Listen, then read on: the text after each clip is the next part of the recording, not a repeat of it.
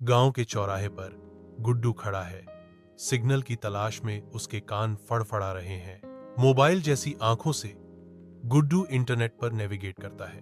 पृष्ठभूमि में ग्रामीण अपने काम में व्यस्त हैं। गुड्डू अपने ज्ञान को साझा करता है, अपने दोस्तों को सिखाता है कि लोगों के मोबाइल से वाईफाई पासवर्ड कैसे एक्सेस करें। उसके दोस्त गुड्डू की चतुराई का जश्न मनाते हैं और उसे प्यार से वाईफाई बकरा कहते हैं।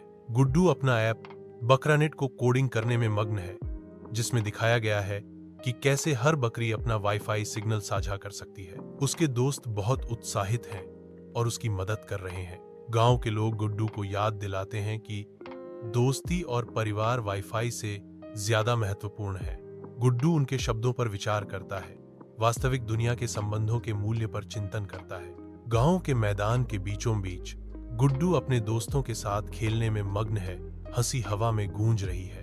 मैं कूद रहा हूँ और हौस रहा हूँ। सच्ची दोस्ती की खुशी में खो गया हूँ। डिजिटल दुनिया भुला दी गई है। मेरे दोस्त भी बहुत खुश हैं।